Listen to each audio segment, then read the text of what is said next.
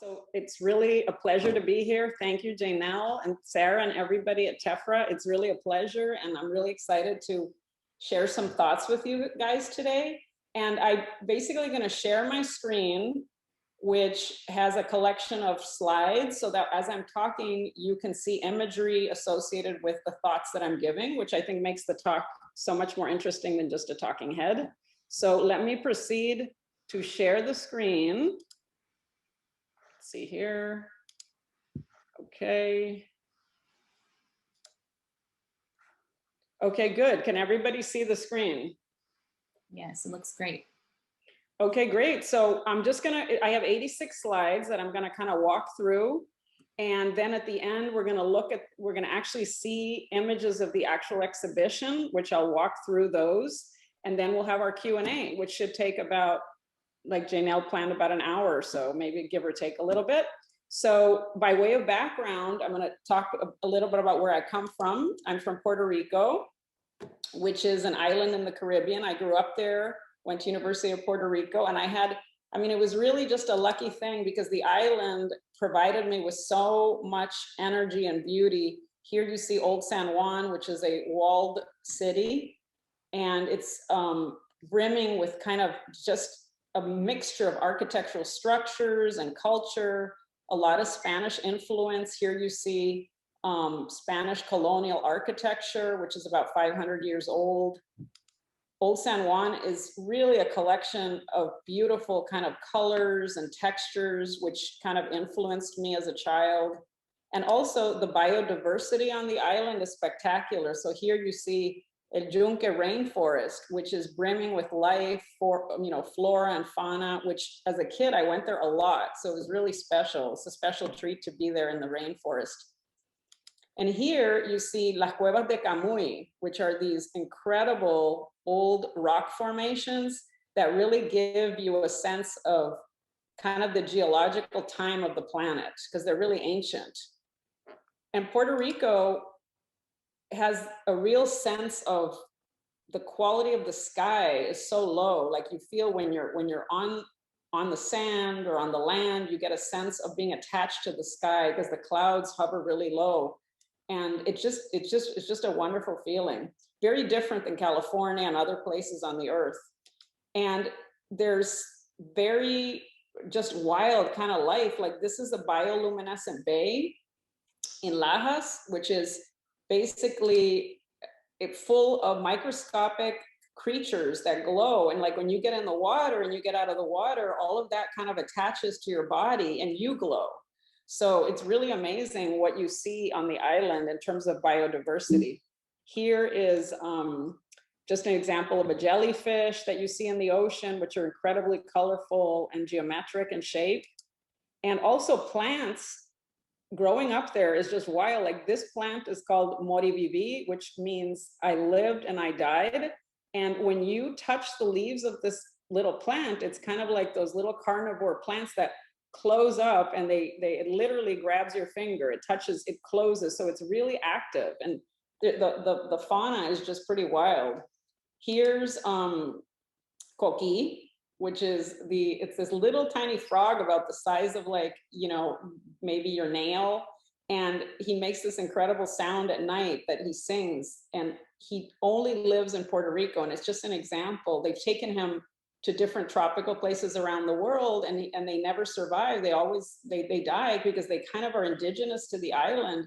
And it's just a fascinating mystery as to why this little animal belongs only to Puerto Rico. So these are the kind of things I experienced as a child, which made me just really kind of like open my eyes to the world.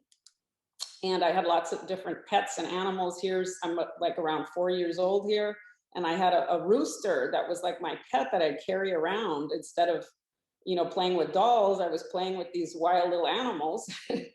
And my first exposure to art was probably 4, 5, 6 years old. Like here I'm 6 years old. And my mom was an amateur painter and we would paint all sorts of things. We would go out and look at nature. Here you see a painting above me of the sugarcane, the zafra de la caña de azúcar, which is when you're cutting the sugar cane. So we would drive alongside the road and park, and we would observe how they would be doing it. And then we would go back home and we would paint. And I was kind of her little apprentice throughout my childhood. So that gave me my first exposure to art, even though it was very traditional.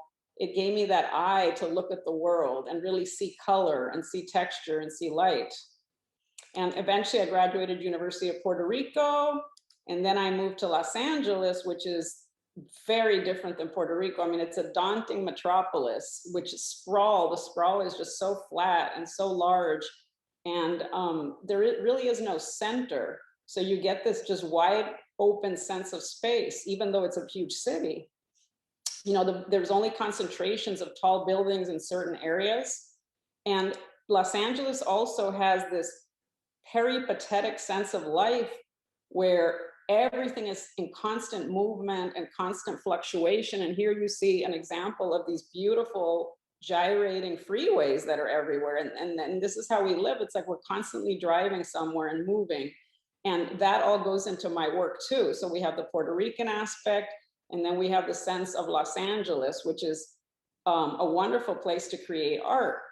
You know, historically, Los Angeles was defined by the space age. So it kind of came of age in the 60s. And here is the building at LAX, the airport building, Pereira designed with some other architects. And you see the sense of futurism and technology and modernistic, you know, feel. And there were a lot of new materials that came of age that were released to the public after World War II. And these new materials were used by artists to make art it was highly unusual. So it was kind of the perfect storm, if you will. Open spaces, modern space age architecture, and these materials that produce the perfect backdrop for artists to create an entirely new vocabulary and a new kind of art, which became what they called the light and space movement.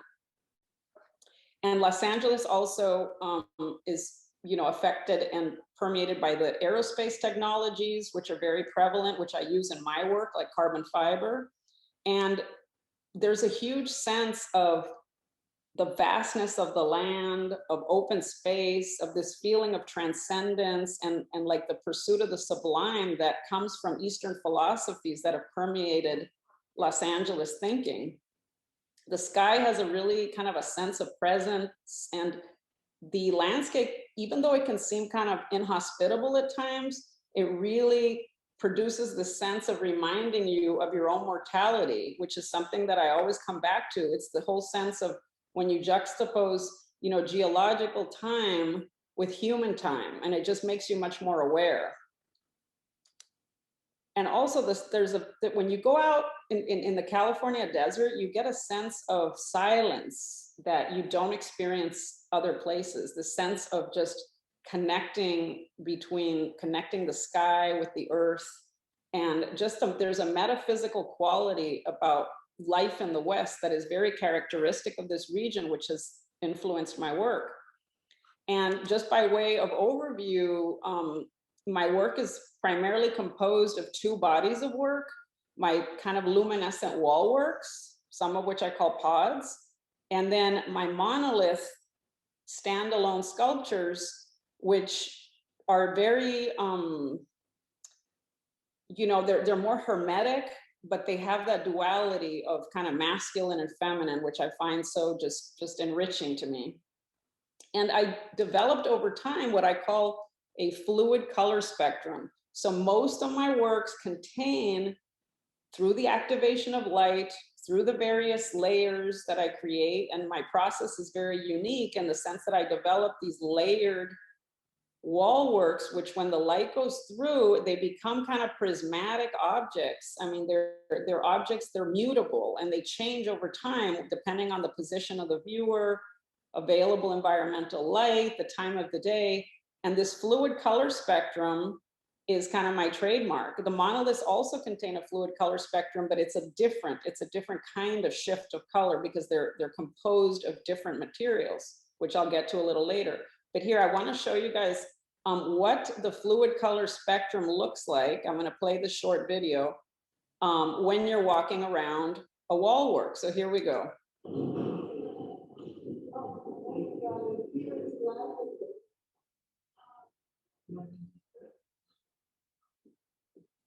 So as you can see, the color really changes depending on the angle of the light. As you're moving around it, it just shifts completely.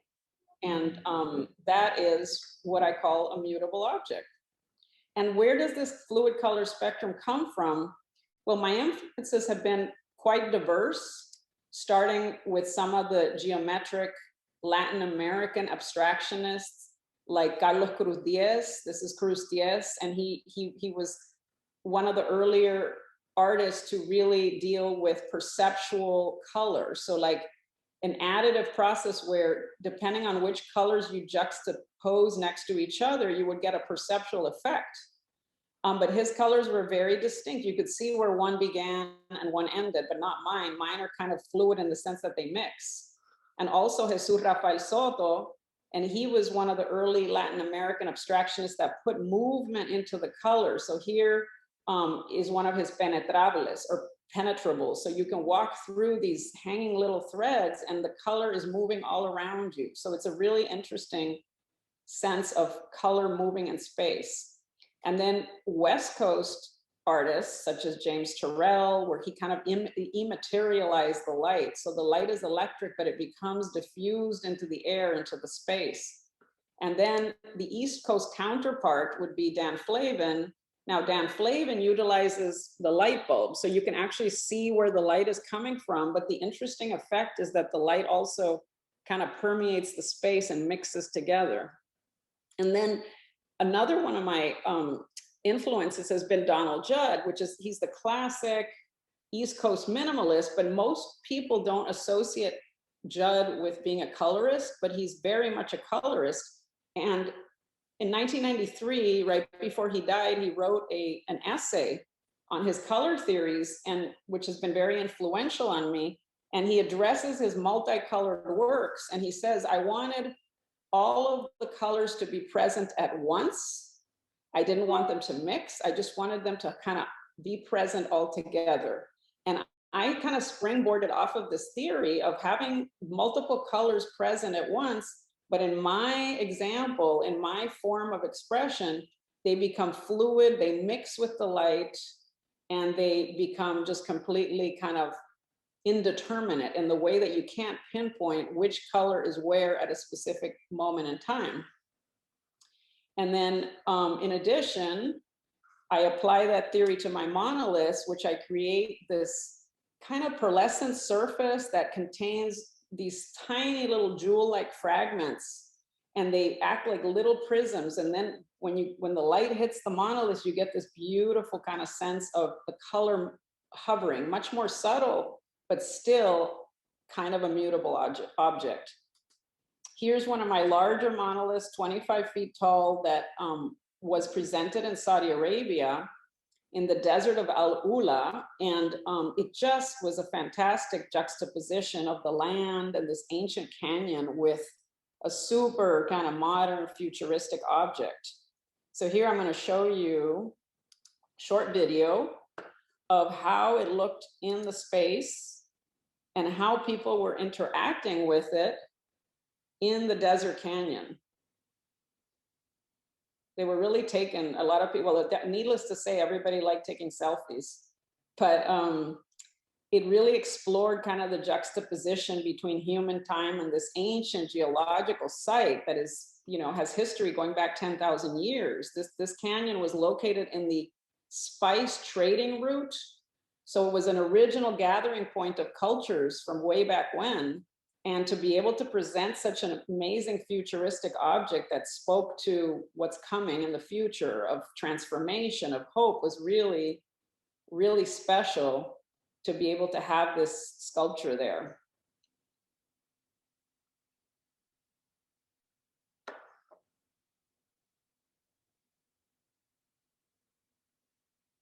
And so the lineage of the monoliths really explore a long history of cultural artifacts, of ancient structures, of architecture, and of modern land art. So I'm just going to give you a quick overview of some of the influences that preceded this monolith series and where it comes from.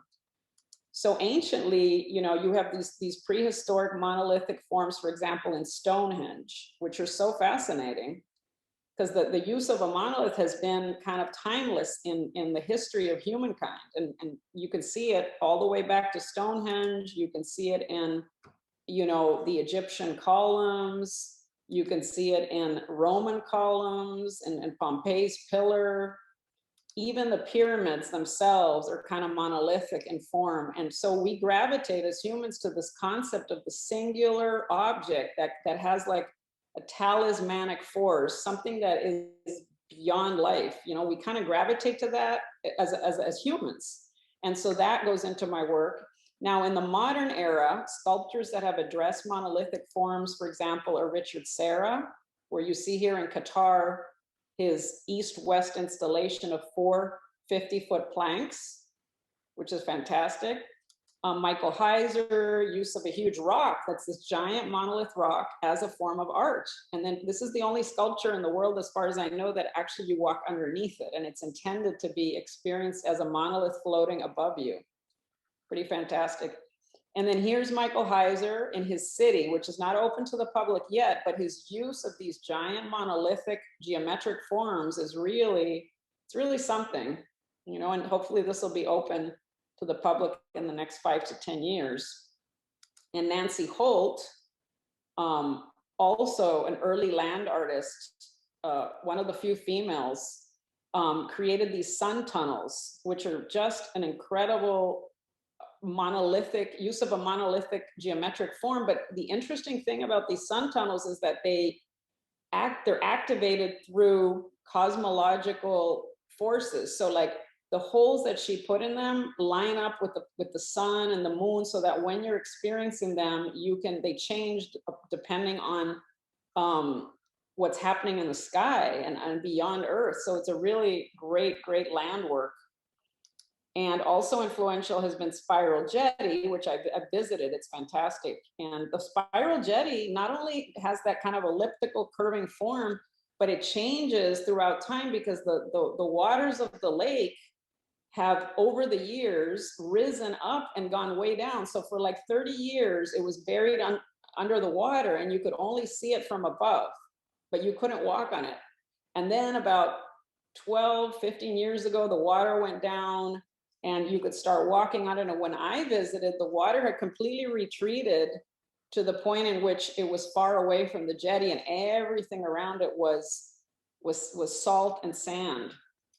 And here's a picture of it a while ago when the salt was on top of the rocks and it had formed as the water was going down. So really, this is a mutable earthwork that deteriorates over time. And Robert Smithson always talks about entropy as entropy being a natural effect on his artwork. So like things change over time and the artwork becomes what it becomes, and it doesn't have to be restored to its original condition.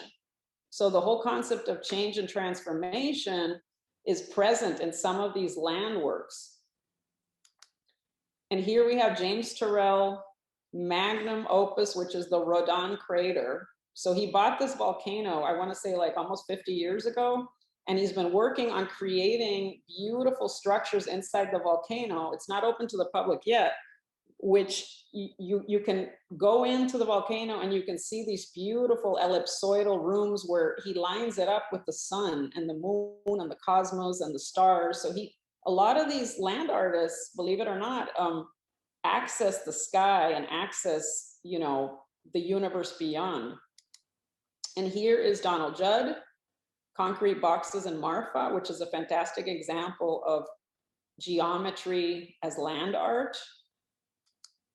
My good friend Dwayne Valentine, his 2 12-foot resin columns from 1975. And here, John McCracken created these beautiful reflective columns that kind of integrate the environment. Robert Irwin, this is his first cast prism column from 1963, I believe, or 64. and it refracts the light and it kind of becomes melded with the environment. And at a certain point, sometimes it disappears. So it really has that mutable, changeable quality also. And then another East Coast minimalist, Doug Wheeler, created this synthetic desert at the Guggenheim. It was shown about 3-4 years ago, and it was an anechoic chamber. So you go inside and it was devoid of sound completely. And you would just sit there and you would experience the silence of the desert and just being completely just isolated from everything. It was really a fantastic experience. And some of the female minimalists that have influenced me are, for example, Anne Truitt, who made these amazing columns in the 60s. And unfortunately, a lot of the female minimalists really never got recognized for different reasons. And in Truitt's case, it was because the critic Greenberg kind of separated her out from the men. And he thought he was doing her a favor because he was like, oh, he couldn't deal with the fact that the art world had changed and that painting wasn't exclusively the thing anymore and it was sculpture. And so he, by supporting her and saying that because she painted her columns, she was better and she was the only minimalist that really mattered at the time.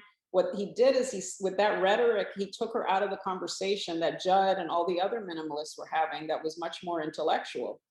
So, that's happened throughout history. Like here's Helen Pashtian, wonderful sculptor, West Coast minimalist. And she's finally just getting recognized with her beautiful columns of light and her light activated sculptures. And Mary Corse, who I'm very lucky to count as a friend, Mary was one of the first to use light reflection in her paintings. So as a painter, she used the little glass beads that you find in the reflector shields on the road. And she put that into her paintings and it reflected the light back into your eyes. So she is a wonderful precedent for reflection in art. And Judy Chicago, who's known as, the quintessential first feminist, also had her minimalist period in the 60s. And here you can see some of her columns that were kind of monolithic. And she also created these beautiful iridescent domes, which were quite minimal. And then it was in the 70s that she realized that her minimal period, she had abdicated identity because that's what she said in that era, you were not allowed as a woman to show too much identity in your work. So she said, I had to make art that looked like a man had made it to get any respect. Now, a long time has passed, and thank God that's over. But that's the history of minimalism, which was very skewed in favor of men. And Judy Chicago also had these incredible atmospheres, which have been influential on my work in the sense that what she did is she took this smoke and she would make these kind of, the purpose of these smoke works were to send kind of a feminine impulse out into the world and to what she would say is soften the environment. Because a lot of the land artists, like you saw Heiser would dig up a hole in the land and she thought, oh my God, they're damaging the land. Why can't I be more receptive to the environment, less aggressive? So that theory has permeated the use of my, on my monoliths, that surface that kind of has that beautiful, ethereal, light reflecting surface, which is a way of taking, a masculine object and making it into something that is transformative, that feminizes the world, that sends a positive impulse out into the world.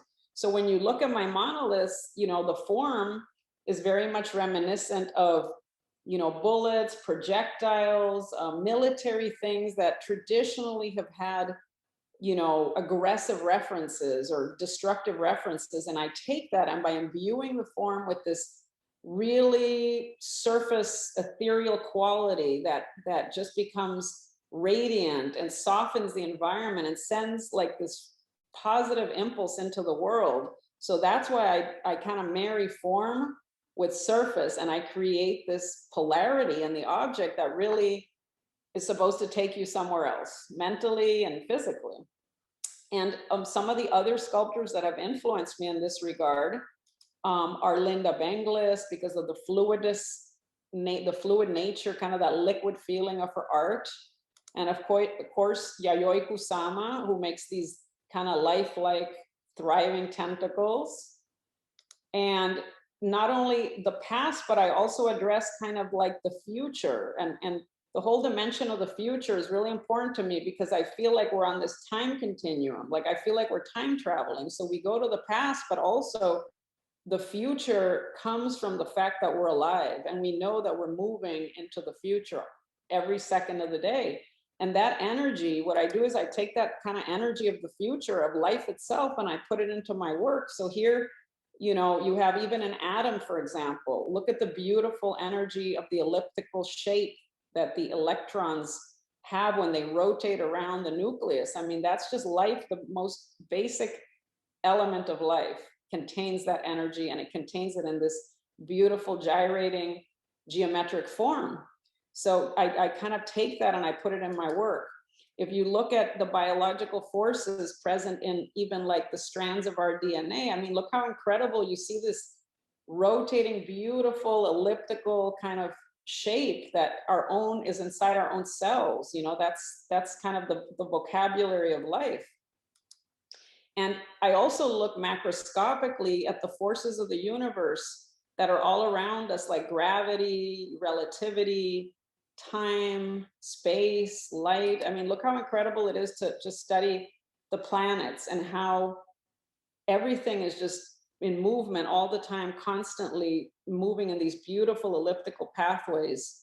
And there's this sense of constant movement and change and transformation that's always all around us, including the universe constantly expanding like forever. If you think about it, isn't this just, it's a crazy idea that here we are on this little planet and everything out there is constantly expanding outward. I mean, it's kind of daunting when you think about it. But in the end of the day, that core energy that I'm talking about is what I put into my work. So that's the end of the slides. So give you a real good background of where my work comes from. And now I figure we just walk through the exhibition and see it. Yay, Janelle. After all this work.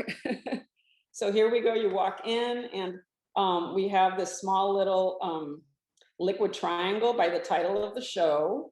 And you look to your left and you have a morph pod, which is glowing, a beautiful gold color. And then you turn past the reception desk and you kind of start walking into the room. And past the little liquid triangle, you see a skewed square on the right side, and then a pericynthian right past it. And then a little further away, you have the, you know, your wall text, and then a liquid square. And so basically, let's see what we have here. Yeah, the skewed square. So the skewed square, all of my forms are kind of based on this humanized geometry. So I'll take a square and I'll pull it and I'll stretch it, I'll torque it, and I'll make it into more of an organic shape, a humanized geometry, what I call.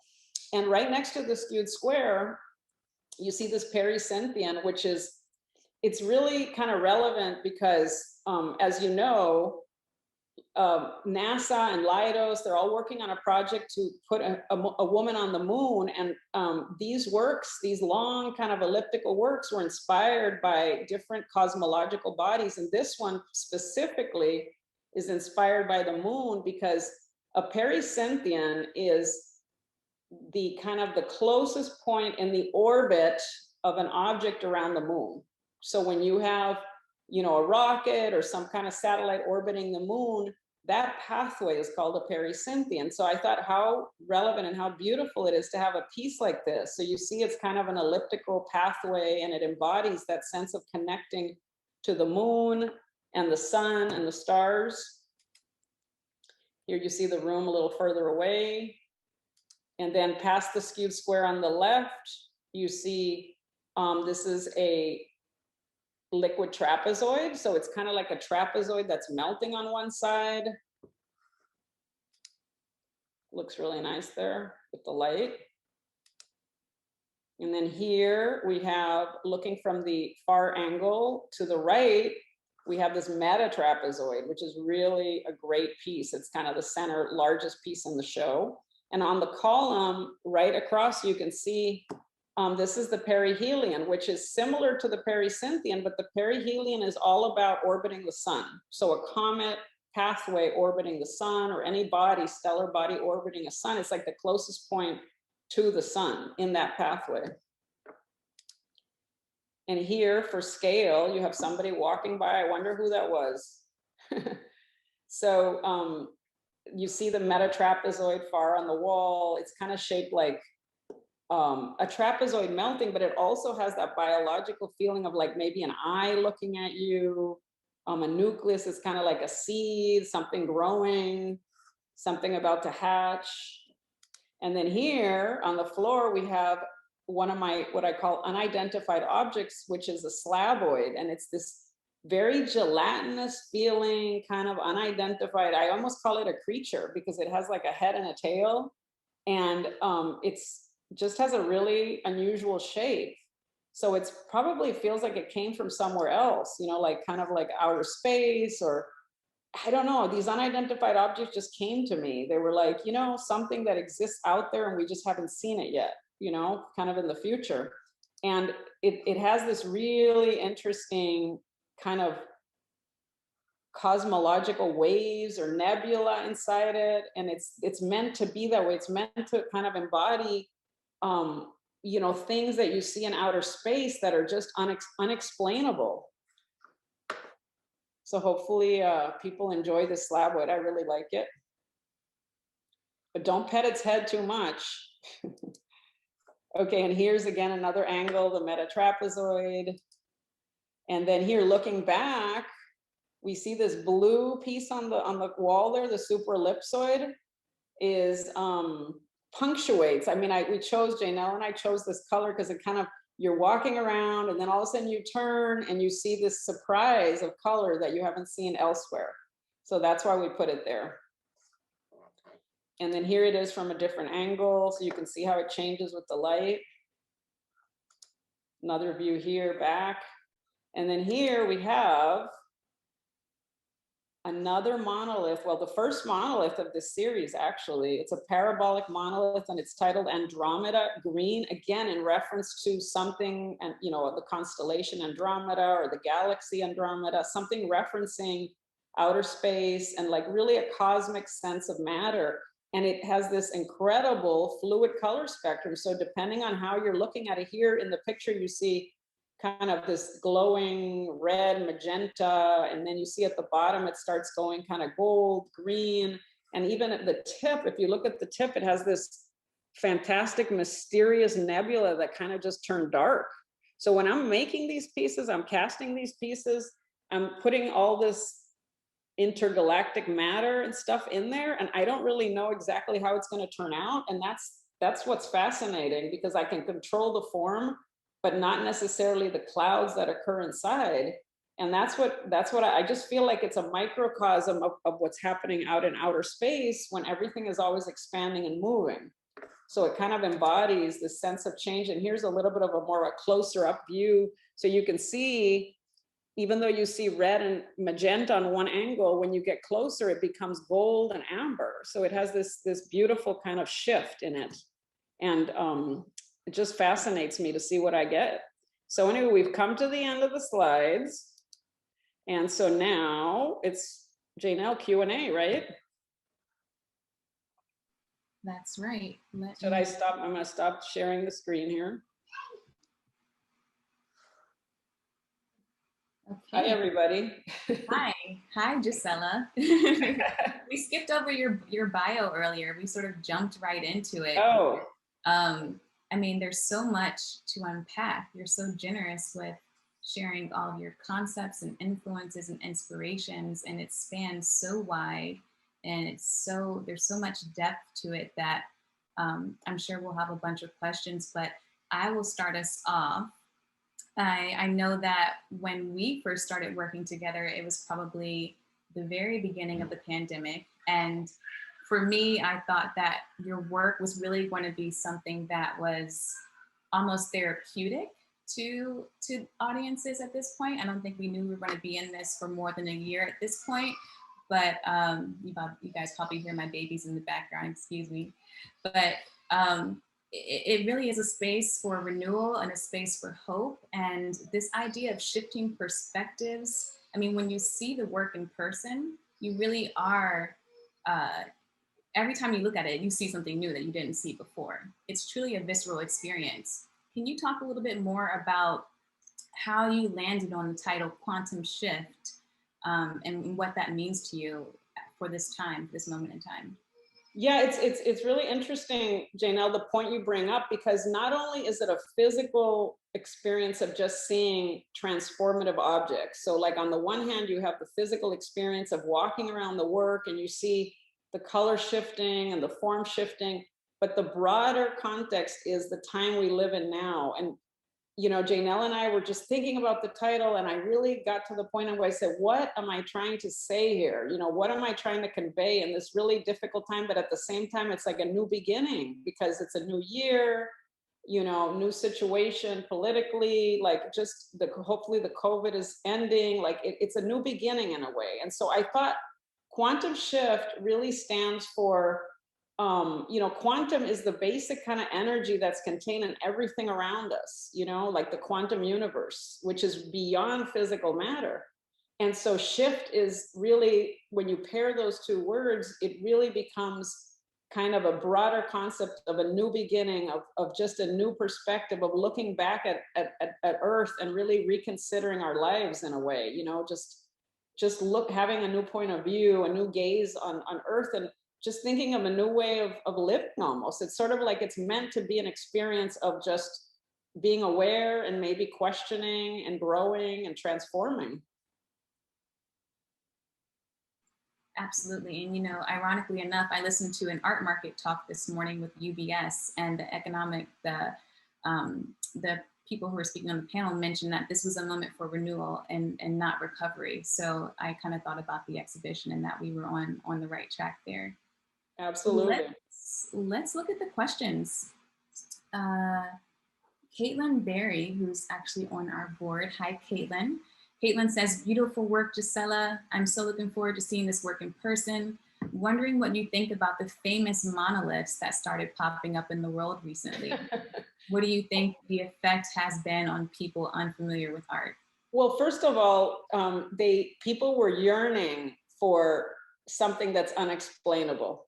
We were so just cooped up in the homes and fear, and this, we were yearning to feel this sense of mystery, to say, oh my God, there's something beyond Earth. Like we really, really wanted it to be an alien object, and everybody was bummed when they came and they took it away and they realized, oh, it had screws in it and it was just a piece of metal put together. But that's why art is so important, because art does that. It takes material that commonly might not have any value intrinsically, and it takes that material and it transforms it into the magic and the mystery of life. And so that's my goal as an artist. I always say, how can I take this maybe rudimentary material and make it a vehicle to feel that special feeling of like, oh my God, there's mysteries of the universe out there. There's things that why are we alive? What's inside us? Like really, sometimes we become so robotic in our life that we never stop and think for a moment where everything comes from and on our place in the universe that goes way beyond just this planet. We're so wrapped up in our own little things, So I think that craze of the monoliths was so of the time. And it actually looked like a John McCracken sculpture, and everybody said, oh, could it be a McCracken? Could it not? And then there was this whole debate, because McCracken would never leave the seams exposed like that. And he would never have the bolts showing. I mean, he was such a perfectionist. So it was not a McCracken. And then a few people asked me, Gisela, could it have been you? And I said, no way, I wouldn't make something that crude. Because I mean, in January, I had already shown my 25-foot monolith in Saudi Arabia. So that was way before the metal craze came, But no, I believe that art should speak to those mysteries. So I think it was very timely and fun. It was fun. And yeah. One fun thing I love, one of the stories that I love that you tell is about how the monolith was birthed. I don't think I heard that in your slides. You spoke about how the center of the pod works, the wall works, sometimes resemble nucleus or eggs or seeds. Can you talk a little bit about the background on how you sort of pulled this monolith out of that work, or how the pod works influenced how the monolith came? Yeah, the genesis of the monoliths started with me staring at the wall works. For a few years, I just did wall works, and I love them. I mean, they're amazing because they're like, they feel like a vessel of life. And I kept on looking at it. Now, this is from a formal artistic development point of view. I looking at it and go, how could I make the object more minimal, even in terms of the progression of a minimal object? And what if I took the nucleus out and I took that one form, singular form, and I stood it on the floor to further reduce the elements in a work? So that's the formal aspect of it. So the monoliths were birthed from a process of thinking about that, but also from kind of life itself too, because I said for every yin there's a yang, for every feminine feeling there's a masculine, night and day. I mean, there's always this polarity. And so the monoliths were kind of like a really visceral counterpoint to the pods on the wall. You know what I mean? It's like kind of like both ends of the same spectrum. So then my first monolith was an acrylic monolith where it kind of had two sides to it. Mhm. And I really liked it, but I thought, there's a limitation to the material. I can only make it so big. I felt like it had, a visible part put together with another part. And I said, I really have to find a new material so I can further simplify the object till it becomes really, really seminal in the fact that it's a singular object and no parts to it, no lines, no corners, no 90-degree angles like the prior minimalists that had come before me. And also organic. And that's when I started doing research and I discovered carbon fiber. And I went to an aerospace company and I said, could we make something like this out of carbon fiber? And they're like, of course, you can make anything you want out of carbon fiber. And the beauty of it is it becomes seamless. So that's why the monoliths were birthed from this simplicity and this sense of form. And the form itself has a lot of meaning because it kind of represents, as I said, that sense of going somewhere into the future. So even though it resembles a rocket or things that are going into the future, it has this grounding of being an object that also is very lifelike and feminine. So anyway, that's the genesis of the monoliths. Fantastic. And the monolith that's in the show is a resin monolith, and it's the first of its kind. Is that correct? Yes, Okay, yes, yes. great. And it's even though it's resin, it has all this like special Yeah.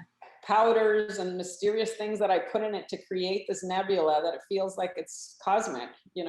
It looks like it's moving in person. It's definitely a must see if you haven't had a chance to see it Yeah. already. I hope everybody can see the show in person. Yes, we did pop the link to schedule your appointment into the chat room. If you didn't catch it, feel free to visit our website for more information. Leonore wrote, are the wall works 3D, or is the 3D appearance an optical illusion? And Oh no, they're definitely 3D. That's not an illusion. They stick out about a foot from the wall. And the illusion, the part that you feel like is an illusion is because when you move and look at it from different angles, the form disappears, kind of like the form in the inside disappears and then the color shifts. So it feels a little bit unstable, but that's the purpose of it. But it is 3D and very much so. So hopefully you'll get to see it in person.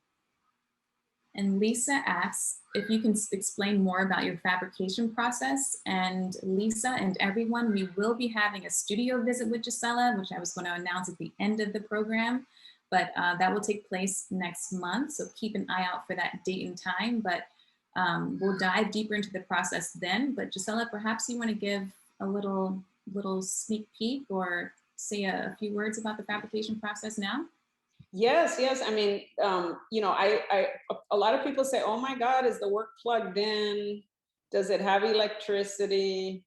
And I always say no, and they will, "How do you do that?" And I always say, "Well, that's my secret juice," because basically, I figured out a way. In a simple way, it's just I'll make it very general. I basically layer and laminate different optical materials and acrylics, and so like each piece contains 6-7 layers inside of it. And when the light goes through, that's when you get like a prism. It acts like a prism and you get reflection outward of the light and then refraction. So like the piece you see on the wall behind above my head, that's reflecting the light right now. That's why it looks kind of this glow that it has. So they're basically, the process is creating this prismatic effect between the layers to activate the work. And then my carbon fiber works. I mean, there are also layers and layers of carbon fiber that get just sometimes 20 layers of material and until it forms that perfect shape. So basically it's kind of layering. My whole technique is layering. But when we do the studio visit next month, then you'll get a sneak peek at the actual blow molding process. Right. And just if anyone didn't catch that, there's no electric equipment attached to these works. There's no paint color used in these works, so that adds to the mystery of it all. Ben Morse asks, your work is quite large. If you had the resources, how would you like to create a piece? I missed the last, wait, I missed the last part of the question, Janelle. How big would you like to create the piece? I'm sorry. Oh, how big? Oh God, I want to go 100 feet if I could. I would love to do 100-foot work. Right now, my max is, I'm working on a 30-foot piece right now. And, but we'll see. Eventually, maybe I'll get my dream of doing like 100 feet tall. And the work in the desert was your first, the work in Saudi Arabia was your first time having the monolith on the land, like doing land art essentially? Yes. I had shown monoliths in Palm Springs at the museum there, but it wasn't outside. So yeah. It was great. It was a chance to really see the work interact with the environment and see that the juxtaposition, which is so phenomenal. So we'll see. There's some other projects in the works which I can't talk about, but they're going to be outdoors on the land, and I'm really excited. More to come soon on that. Yes. Elizabeth asked about the process, and Elizabeth, we hope you can join us next month again for the studio visit to actually see the process in motion. Judith Pratt says, really wonderful presentation. Thank you. Sue Werbikin says, thank you. Love hearing about your process making these. And let's see if we have any other questions. Well, when we do the studio visit, Janelle, I thought we need to do a cocktail hour too. We've been talking about that, Gisela. So that's kind of serendipitous. Sarah, yeah, we should do one of my, I have this cocktail that I developed about my work. That's the Puerto Rican mojito, the Gisela style. So like a mojito with the rum and the mint leaves, but then I add like the green glowing stuff to it so that it kind of glows. We're gonna do it. Simple as that. It's gonna happen. Elizabeth raised her hand.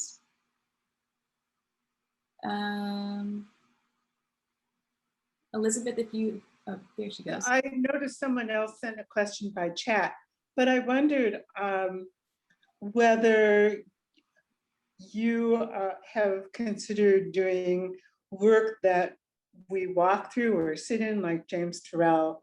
I love his rooms and the thrill of being inside of it and interacting with it is quite different than it is if you walk around or look. And I also should throw in that I used to work with optical glass and attempt to do similar work. And I'm just thrilled with what I've seen. Thank you.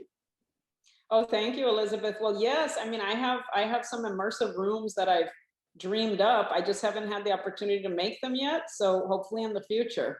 But nothing would make me happier than to have like this huge kind of pod-like room where you walk in and everything like morphing in light and color. And but really futuristic vibe. I mean, you have all these ideas and I always draw them out, but you have to wait for the right moment and the funding and all that to make them. So we'll see what the future brings. Well, that would be incredibly exciting. Miriam, another one of our board members. Hi, Miriam. She came and visited the gallery a couple weeks ago. She says, I got to be in the presence of your work and they are powerfully sublime. I felt like I was floating with embryos. Very powerful. Thank you. So beautiful. Thank you. Thank you. I love the embryo thing. A nuts and bolt question from Judith Pratt. What is the weight span of your work and how are they transported? Well, you transport it in a crate. So it gets protected in a crate and then you open the crate and you install it. And the weights vary depending on the size, but they're not extremely heavy for the size. So they're like 100, the average is like 50 to 100, 150 pounds for the wall works. Janelle, would you say that's about right? You know, We thought that they may even be a little bit lighter than that, some of the smaller ones. Sophia, our gallery manager, worked really carefully with those. yeah, no, the small ones are very light, but I'm saying as you get into the 6, 7 footers, 8 footers, then yeah, like 100 something pounds, but nothing that is not manageable by normal, you know, art handling people. All right, Molly Warnock, actually our newest board member. Hi, Molly. Could you tell us what we see in the cases behind you? Are these test studies for larger works or independent objects at a much smaller scale?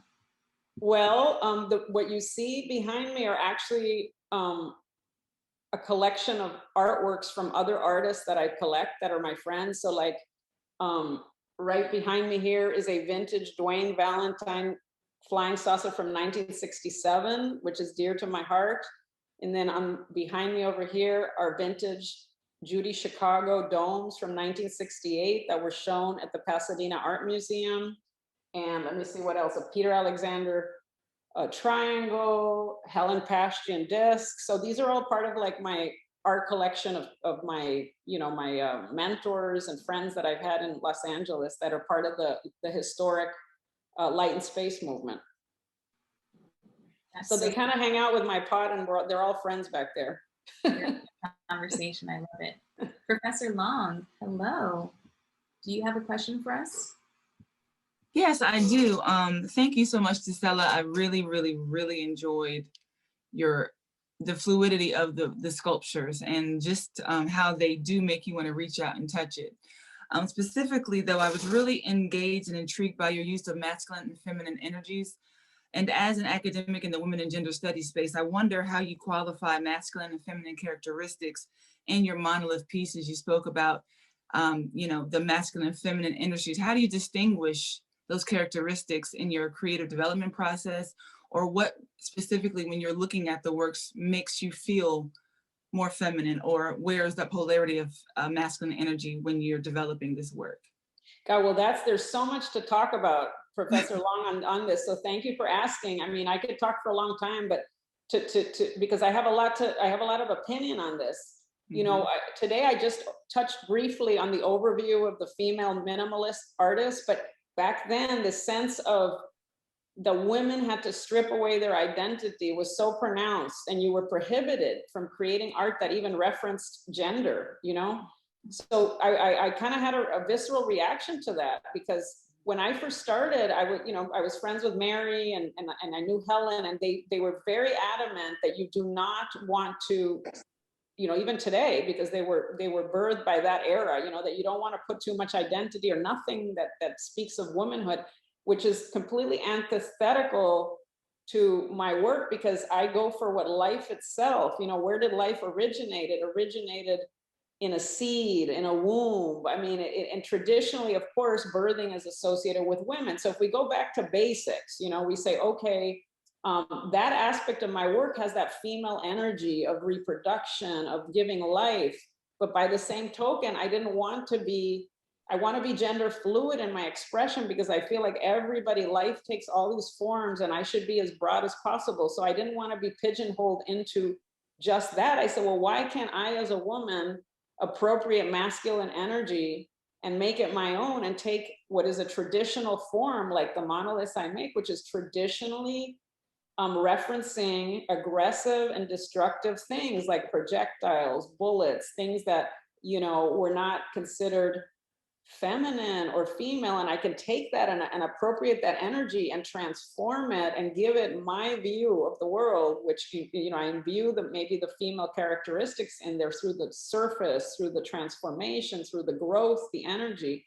And then what comes out on the other side is something that is really fluid. Like I see the yin and the yang, I see all of that both in there, but I choose to do that on purpose. It's kind of saying, hey guys, why do we have to always be one or the other? Why can't we be all of it if we want to, you know? Yeah.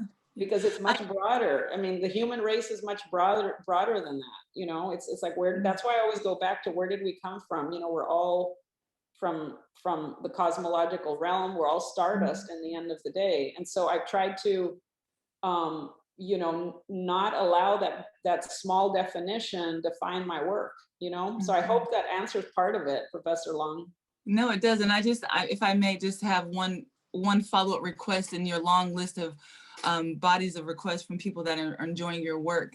I noticed how you used the use of aggressive, the adjective aggressive, to describe the masculine energy and the feminine, and pigeon-holding feminine work, as you've clearly articulated. I wonder what it would look like if you produced a body of work where it wasn't an appropriation of aggressiveness, but showing what a female aggressive energy looks like, and how would that change the fluidity of the monolith, if at all? Well, maybe appropriation. I mean, I've appropriated, but I think that my work is what you're saying, that this is a manifestation of the end result of saying, I'm going to merge all these things and look what comes out. Because I think you could say, hey, my work looks kind of aggressive. I mean, look at that monolith in Saudi Arabia. You know, they're like, oh, like if I mean, maybe they thought a man made it, who knows? And so, yeah, I'm tired of these stereotypes of that defined of what is, like when you say aggressive, I'm using it because traditionally, you know, these forms were used to destroy people, like projectiles or bombs or things, you know? So, I mean, that in that sense, but I feel like, you know, women can be strong and assertive, and it doesn't necessarily mean that it's a negative thing.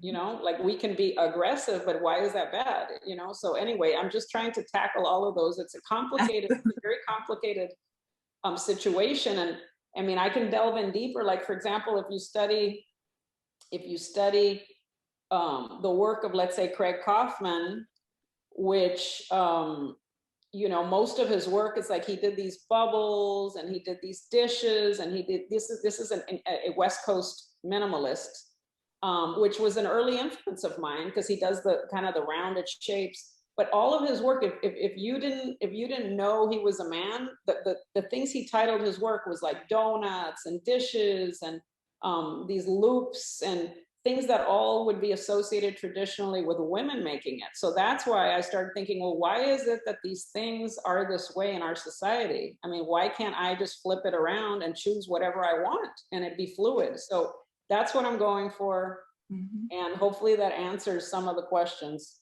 Yes, thank you. Thank you, Gisela. And you're welcome.